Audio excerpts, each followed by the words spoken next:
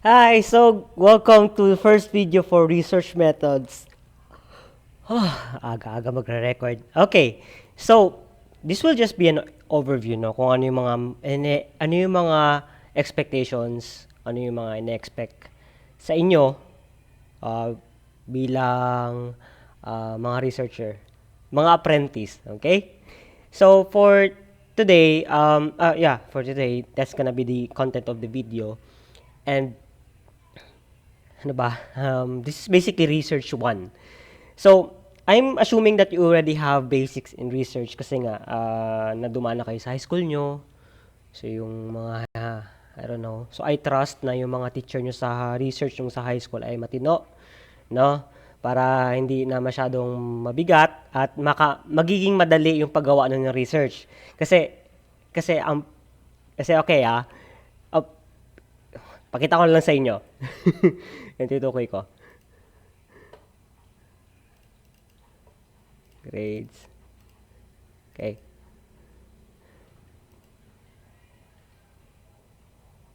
Kasi class, ito yung mga atit kuya nyo na hanggang ngayon, okay? Hindi nila tapos, nakadana sila ng research 1 yata. Oh yeah, dumaan sila ng research 1 sa akin. Tapos hanggang ngayon research 1 nila, isang SEM, tapos yung mismong capstone nila, yung mismong gagawin na nila yung research nila, isang SEM. So, ibig sabihin, isang taon. At hanggang ngayon, wala pa rin sila nagagawa. O, kahit yung mga ano ko din, kahit yung mga advice ko din, yung group ko din, sa thesis, ilan yun, 4. Okay?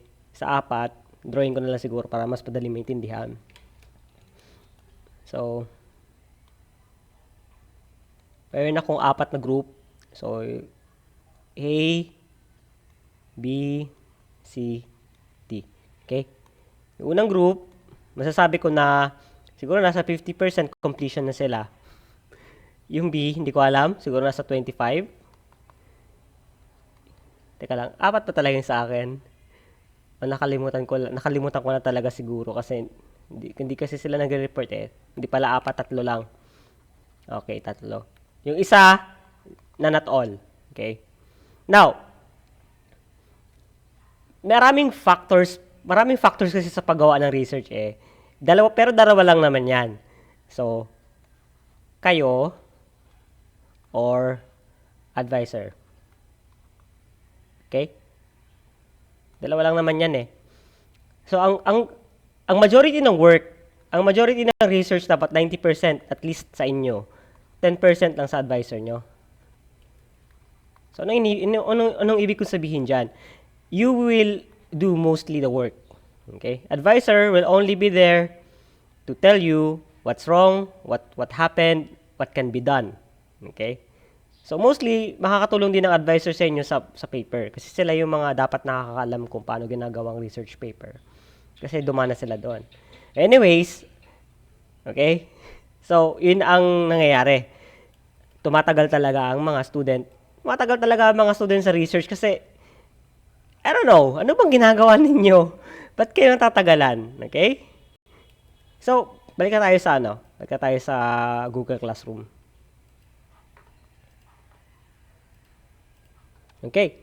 So, nag-post ako dito ng review nyo sa EDA. Lumana kayo sa akin sa EDA. So, I'm sure na alam nyo na yung mga basics kung paano ginagawa ang graphs, kung paano yung ANOVA, ano yung t-test, g-test, kung paano ginagawa yung, basically, yung mga outputs nyo noon. Okay? Ano ba yung mga outputs nyo? Hanapin ko nga muna. Anong year ba yun? Hindi ito. Ito ba yun? EDA? Hindi rin. Ito? Okay. May nga nagsubmit nga pala sa akin, no? Hard copies nga pala. Okay.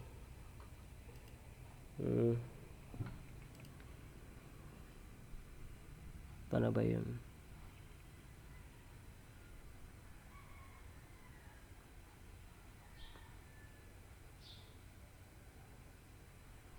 Hindi ko na makita. Nasaan na kaya yun? Ito ba yun? Hindi ito. Yung format. Hindi ko na makita yung ano, template or format. Oo, wala nga dito.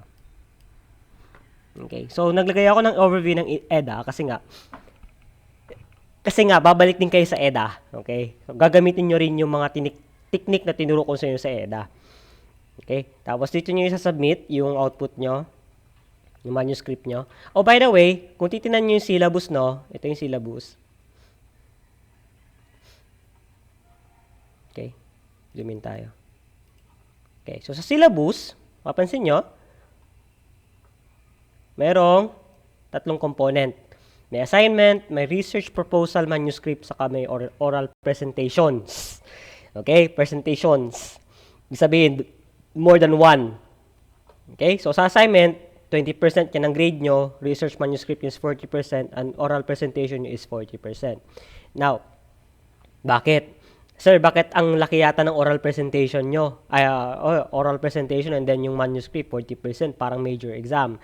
Bakit? Kasi, ine-expect sa inyo na kayo ay makakapag-communicate effectively with range of audiences. So, ibig sabihin, you can articulate and discuss, okay, trends, developments in EE. So, hindi lang ito yung parang sa theory lang na nasa school lang kayo. This time, i-represent nyo yung mga findings nyo, i-represent nyo yung, basically, it's a proposal, no? Proposal nga yung tipong, if you see a proposal, there will be what we call a pitch. Okay? Merong pitch na tinatawag. Pitch. You pitch your product or your solution. Okay. So, you pitch a product or you pitch a solution. Okay? Basically, isa lang din naman ang essence niyan. Ituturo ko sa inyo mamaya. So, balik tayo sa syllabus. Okay? So, sa first week nyo, orientation to the core syllabus and VMGO. So, ito yung ginagawa natin ngayon. So, sa VMGO pala, guys, what we say VMGO is vision, mission, goals. Okay? Objectives, and VMGO. So, the reason why nalagay ako sa research kasi I'm more focused on research at the same time, it is the vision of the school. It is the vision of RSU to be a research academic institution. Okay, a research based. Okay? So, yeah, academic achievement high education, blah blah. So, RSU aims to provide advanced education. Okay, pagbigyan na lang muna natin. Provide technical expertise in agriculture, fisheries, science and technology, education, arts, agriculture, and relevant fields of study. Walang engineering, no? Kasi nandun siya sa other relevant fields. Collaborate with other institutions and communities to responsive, relevant, research-based. Okay? Research-based. So, basically, you're here in the university to focus more on research. So, basically, that's the essence, okay? Okay, so bakit nga ba sinasabi natin capstone? Okay, balik tayo bakit nga ba capstone yung yung research, no? Okay. Okay. So, ito yung learning, no? Learning. Ito naman yung year level. So, mapapansin nyo, sa first years nyo, no, very general. So, very general yung mga topics. Nandiyan yung mathematics. Nandiyan yung mga science, physics. Okay, nandiyan yung mga literature. Mapapansin nyo, very general. Then, as you go a year higher, nagiging specific na. Dito na pumapasok yung circuits. Then pumapasok yung tawag dyan, yung mga mechanics. Okay? Tapos pagdating ng higher year nyo, dyan pumapasok yung EE. Okay? Dyan nyo na ma-encounter yung mga power system. Okay? The fourth year nyo, dyan nyo ma-encounter yung, syempre, yung mga professional subjects na din. subjects, nandiyan yung mga field trips. Okay. Then, yung capstone, cap, parang cap, 'di ba? Parang from the name itself, cap. Okay. Stone. Yan yung ibig sabihin, yun yung parang bubong ng bahay, no? Kasi kung walang bubong yung bahay nyo, edi basa kayo sa loob. Joke lang yun. So, the essence of the capstone is to, yun yung parang highlights ng lahat na natutunan nyo. Okay? Yun yung parang summary. Yun yung parang, ito yung ultimate, parang ganon. So, we're always asked, ano yung natutunan nyo sa, sa undergrad nyo? So, yung mga professional subjects kasi, yung mga natutunan nyo sa distribution, sa transmission, malaking tulong yon. Pero, pagdating nyo kasi sa trabaho, dun talaga kayo matututo ng legit, no? So, the purpose of the university is to give you the skills, not really to give you not to give you all the facts, no? Kasi, facts will always change. Yung mga knowledge kasi, yung mga knowledge kasi sa industry nagbabago yun across time. So may mga changes. Pero yung skills kasi yung tinuturo sa university. At the same time, yung tinatawag nating research, no. Yung research. Research kasi is very important. Is very important for a professional. As we go along, maintindihan niyo kung bakit. So yung capstone ito, yan yung pinnacle o yun yung parang summit sa bundok. Yan yun. Kasi diyan yung may de-demonstrate yung mga natutunan nyo. Natutunan nyo dito, natutunan nyo dito, natutunan nyo dito, at natutunan nyo dito. So yun yung reason ng capstone. Okay? So I hope naintindihan nyo, no? Okay?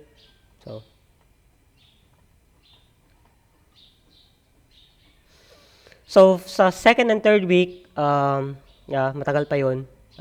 We will go back to EDA. Review lang naman. So, balik lang tayo sa engineering research approach, which is yung, naalala niyo yung problem solving. Yung magsa-start muna tayo sa problem. No? So, sana ba yun? Balikan ko nga muna.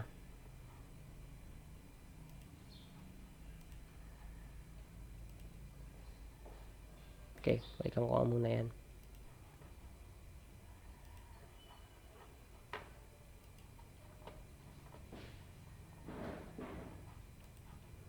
Bagal lang net ko Yan. So, naalala nyo to? Yan. So, we'll start with a problem. Okay? Because research always begins with a problem. So, a problem. So, yan yung bida. Problem. Research always starts with a problem. Okay? I don't know, no? Siguro ayusin ko lang muna siguro yung set nyo, no? Importante kasi yung tinatawag natin yung paradigm. Okay. So, ito yung common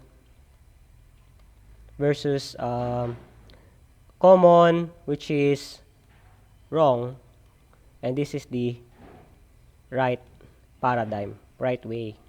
So, napapansin ko kasi based on experience ko na rin sa mga nauna pang mga nagre-research, mga bata, you always go with, idea about something.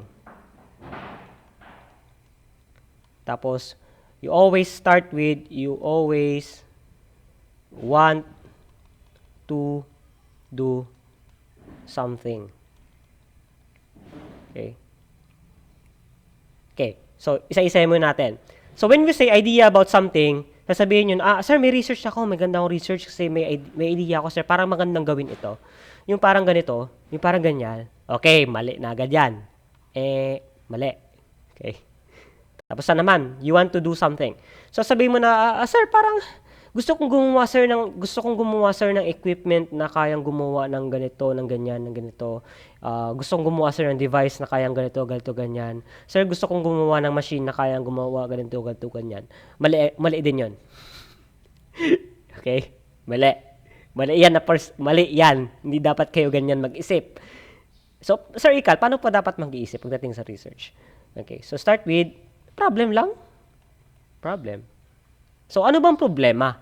Ano yung problema na nakikita nyo sa paligid nyo? Ano yung problema na nakikita nyo sa society? Ano nakikita nyo na ginagamit ng mga tao? No? Ano yung problema sa mga bagay na ginagamit ng tao? For example, ano yung problema sa device na ginagamit mo? Ano yung problema sa machine na ginagamit ng mga farmers, ng mga professional, sa industry? Ano ba yung problema na madalas na i-encounter na nakakainis? Ano ba yung problem na napaka-importanting magawa ng solusyon? So, yun. Ganun dapat ang mindset nyo. Okay? So, for example, merong ref. No? Ref. Sabihin nyo, Sir Ikal, yung research namin, Sir Ikal, gumawa kami ng ref na smart. Lalagyan namin mga sensor. Lalagyan namin ng mga sensor, Sir Ikal. Gagawin namin smart. So, magiging smart refrigerator. Okay. Now, let me ask you this. Why do you want to make a refrigerator smart? Are you saying na bobo yung refrigerator? So, pag sinabi mo bang bobo, meron pa dapat ginagawang refrigerator automatically? Ano? Dapat ba merong ginagawang refrigerator na automatic? Oh, merong. Actually, yung refrigerator, smart na nga yan kung titingnan mo. Alam mo kung bakit? Bakit? Bakit aircon? Ang ref, kapag sinara mo, namamatay yung ilaw sa loob. Pag binubuksan mo, bumubukas yung ilaw. Automatic. Second, kapag naabot na ng ref yung lamig, namamatay yung motor ng ref. So, automatic. So, smart. So, weird lang, no? Sasabihin nyo, sir, gagawin namin smart refrigerator, lalagyan namin ng mga sensor, lalagyan namin ng ganito, lalagyan namin ng ganyan, lalagyan namin ng ganito, ganyan, yung ref. Okay. So, ito yung dito eh. You want to do something. So, mali. Mali siya. Okay. So, Sir Ikal, paano namin gagawin tama? Paano po ba dapat magiging tama? Okay. So, balikan natin yung ref. Wait lang. Balikan natin yung ref. Next slide na lang tayo. Okay. So, ano yung picture ng ref, no? Para ma-imagine nyo.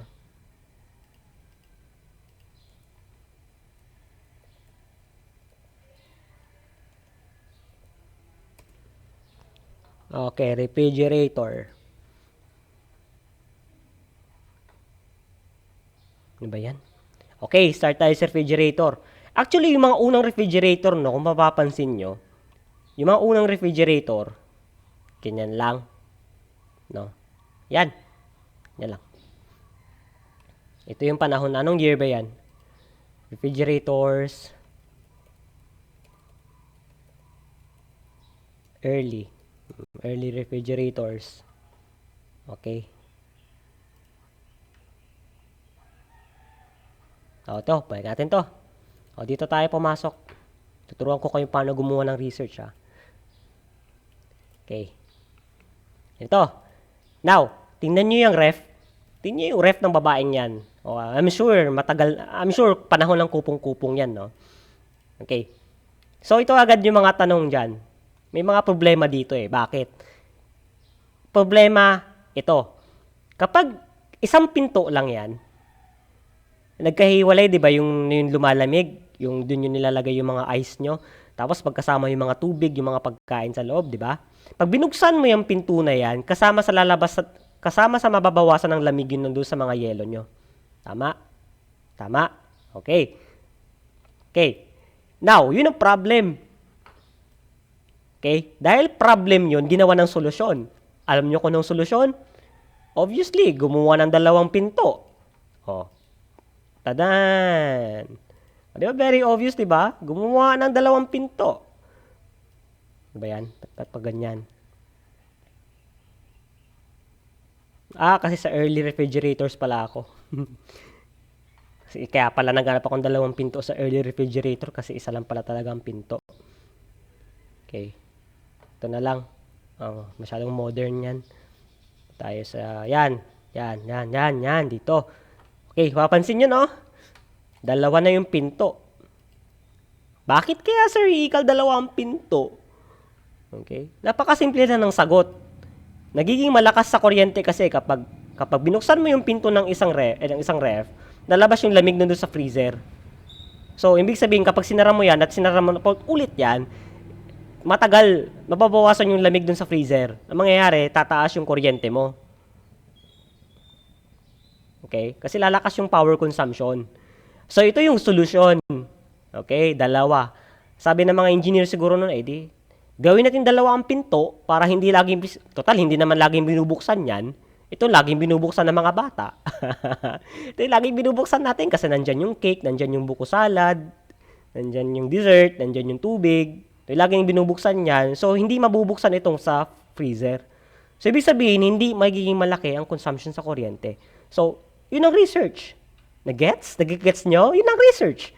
Hindi yung, sir, maglalagay kami ng mga sensor, maglalagay kami ng Arduino dyan sa ref. Maglalagay, damn. Ba't kayo maglalagay ng Arduino dyan? Para saan? May problema ba? Ganun na ba kabobo ang ref nyo?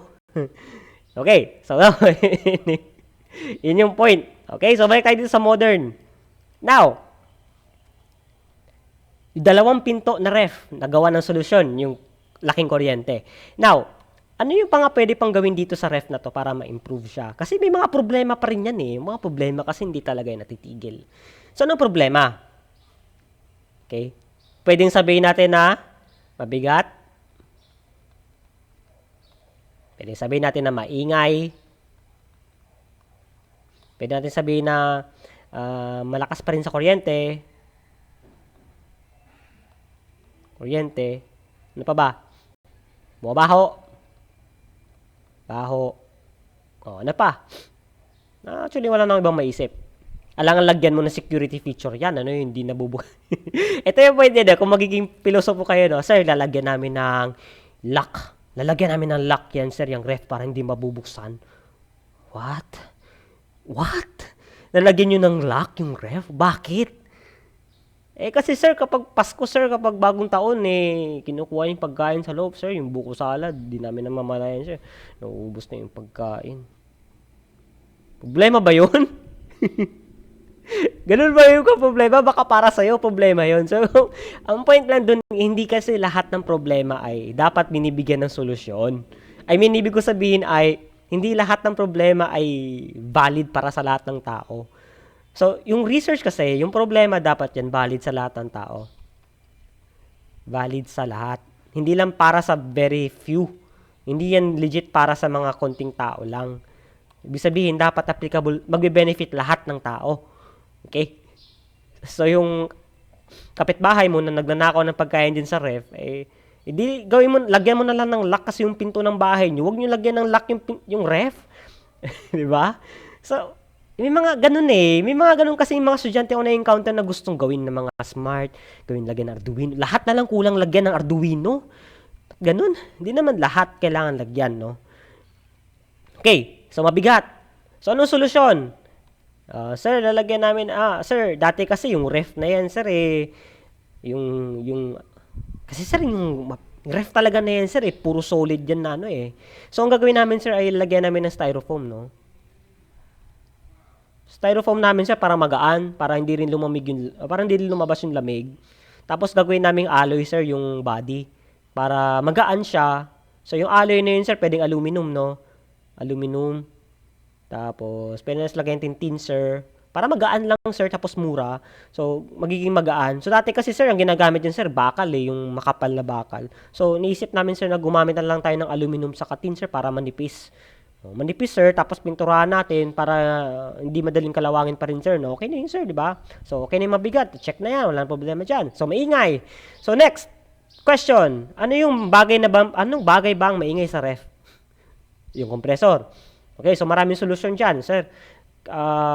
Pwede ba, sir, nabawasan natin? Ano ba talaga, sir, ang dapat na laki ng motor, ng aircon, ng ref? Ano ba dapat yung laki? Dapat ba namin, sir, na may baguhin ba kami sa design? So, ito yung sinasabi na dyan pumapasok yung individual field, no? Papansin nyo, hindi lahat ng engineer kayang isolve yung mga particular na lahat ng problem sa ref. Bakit? Kasi, kapag sinabi natin maingay, isa sa mga causes ng maingay na ref ay yung motor at saka yung refrigeration system. Hindi naman scope ng electrical ang refrigeration system, tama? Hindi, tama, di ba? So, mechanical yan. Okay? So, malakas pa rin sa kuryente. Yun. Dito po pasok yung electrical. Kasi sasabihin pa rin na lakas pa rin kumain ng kuryente. Pwede bang taasan pang efficiency niyan? Yung lumalamig siya tapos mababa pa rin ng kuryente. O yun, doon naman po tayo pumapasok. Sasabihin naman ng electrical engineer, sir, meron kami solution dyan. Papalitan natin, sir, yung compressor na yan, sir. Hindi na yan. Gagawin natin panibagong compressor. Yung mas matipid sa kuryente. O, yun ang research nila. Nag-develop sila ng ibang klase ng motor na pwedeng ilagay sa ref na hindi siya malakas sa kuryente at hindi rin siya maingay. Okay? Second, bumabaho. Okay. So, hindi na to electrical, no? Hindi to electrical, hindi rin to mechanical. Kasi yung mga ganito ay ibang field of science na yan. Ibang field of engineering. So, kapag bumabaho, sasabihin ng mga engineer, sir, babaguhin natin yung mga layer, mga coating sa loob, sir. Lalagyan natin ng mga activated carbon yan, ng mga carbon na para mag-absorb ng mga mababahang odor. No, ganon. Diba? So, in short, hindi lahat gagawin sa isang research. Hindi. Isa lang. So, isang research para sa mabigat, isang research para sa styrofoam, isang research para sa alloy, isang research para sa maingay, isang research para sa malakas na kuryente, isang research para sa bumabaho. Diba? At maraming solution. Maraming solution sa isang particular na problem na dun tayo pumapasok sa sinasabi nating field. No? Ano bang field mo? Kasi ang weird naman, no? Kung electrical ka, tapos ang ginagawa mo ay yung mga pang-mechanical. So, ang magiging issue dun kaya mo ba talagang gawin yun? Ano bang knowledge? Okay, ano bang knowledge na meron ka para masabi mo na, balik tayo doon sa capstone project kanina, di ba? Kapapansin nyo, EE ka kasi So, dapat yung capstone mo, related sa EE. So, gagamitin mo yung lahat ng natutunan mo as an EE para ma-solve yung particular na problem. So, focus tayo sa field nyo, which is EE. Okay? Ang dami ko na sinabi. I hope marami talaga kayo nakuha, no? Kasi, gusto ko talagang i-promote yung tamang research Dapat siguro bumalik na ako ng high school, no? Yung doon ako sa high school magturo. Para ayahay na yung mga magtuturo sa college. Okay. So, close na natin yan. Mga ref na yan. Okay. So, ito yung babalikan nyo, no? Mag-start lagi kayo sa problem. Okay. Tapos mag-identify kayo ng mga factors. So, gaya ng kanina sa ref, ano ba yung mga factors or components sa loob ng ref na nagiging maingay siya? Okay? Yun, bakit siya maingay? So, alamin nyo. Okay. So, baka kasi hindi pala motor yung maingay or baka pala nagiging maingay yung motor kasi may problema pala doon sa cooling system, no? Doon sa mga fins, sa mga coils. So, dapat pala yung coil medyo malaki para hindi maging maingay yung pump, ganun. Okay? So, kaya ako nagagawa tong lahat ng pinagsasabi ko kasi meron na akong background Meron na akong previous experiences at saka meron na akong technical knowledge pagdating sa mga bagay-bagay. Kaya naiisip ko na agad yung mga factors. So, kaya nga siya nagiging capstone Ine-expect na sa capstone research project, which is going to be your last na research, dahil ine-expect na may mga idea, may mga concept na kayo at kaya nyo nang mag-identify ng mga factors. Yun yung point. Okay? I hope clear na yon. So, balik tayo dito. So, root cause analysis. So, yung root cause analysis, yung kanina, sinabi ko sa inyo, bakit? Okay? So, sa root cause analysis, dyan ituturo ko sa inyo, tinatawag na 5 whys. Okay? So, in order for you to determine the problem, the root cause, yung root cause kasi, yun kayo gagawa ng research. Kasi yun talaga yung problem. Now, baby steps tayo. So, paano nyo malalaman yung problem? You will ask the 5 whys. So, 5 beses kayo magtatanong ng why.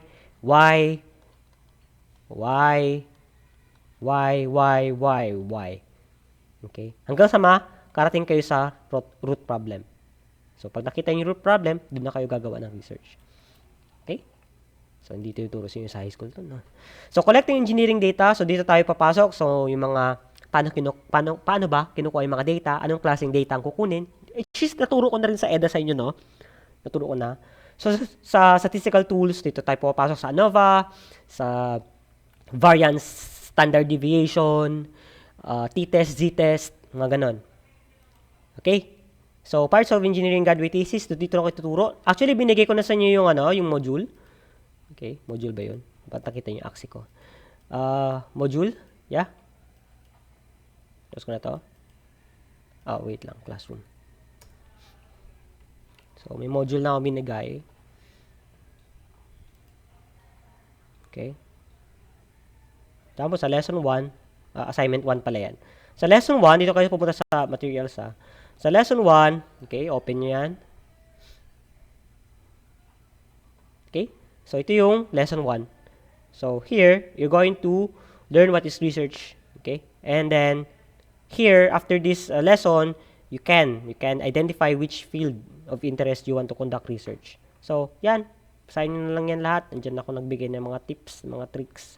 Tapos yung assignment. Okay? So, again, assignment is 20%. So, every lesson, may mga ganyan akong binigay. So, basahin nyo na lang. Nandito yon. Okay? So, kung may tanong kayo, pwede naman kayo mag-chat. Ang problema. Okay, dito yan na. Lesson 1 to 5. Tapos yung mga assignment nyo, i-upload nyo dyan. Meron kayo exercise number 1. Okay? So, I think yun na yun, no? Yun na yung parang essence, no? Okay, so, yung midterm, wala kayong midterm exam. So, ang midterm exam nyo is presentation. Okay? So, sa presentation nyo, ipapakita nyo sa akin yung problem statement. Ano ba yung problem? Okay? Tapos, ano yung objectives? Ano yung scope and delimitation nyo? So, okay, ito na. So, ilan po ba ang students per group? Sasabihin kong 3. Okay? 3. Bakit? Kasi kapag 5 or 10, wala namang ginagawa yung iba. 3 lang naman talagang gumagalaw. Okay?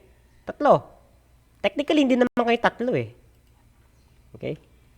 Hindi kayo 3.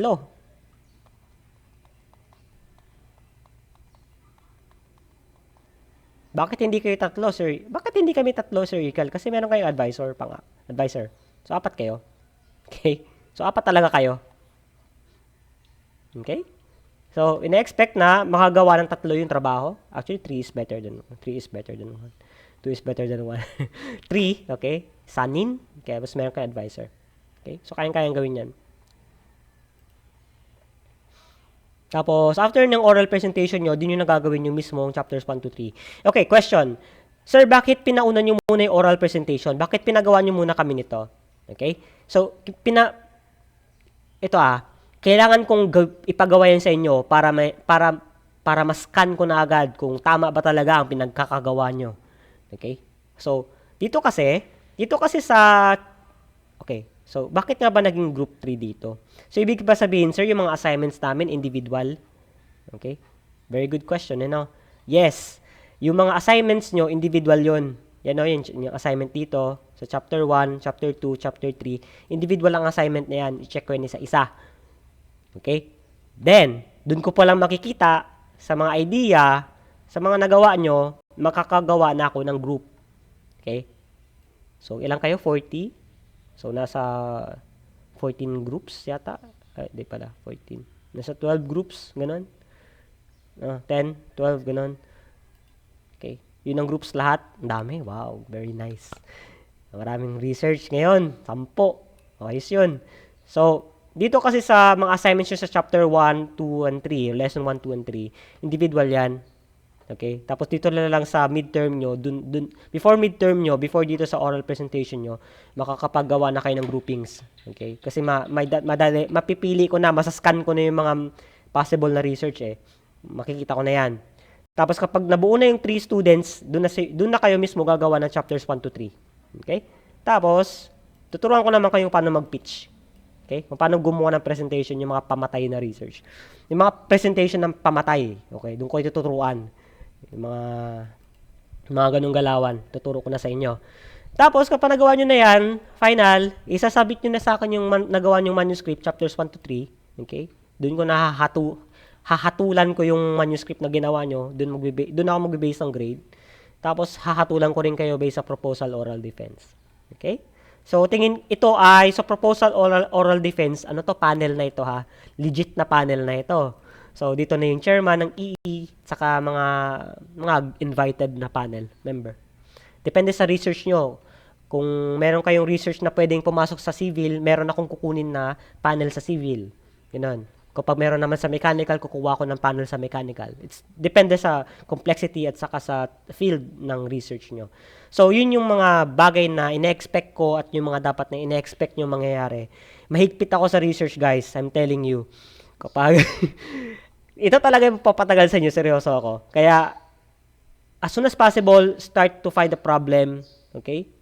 Maghanap na kayo ng problem. Okay? Pero, simulan nyo muna yung yung chapter 1 kasi doon kayo magkaka-idea kung paano gagawin eh.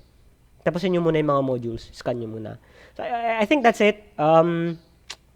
Good luck, no? Good luck. Bye-bye.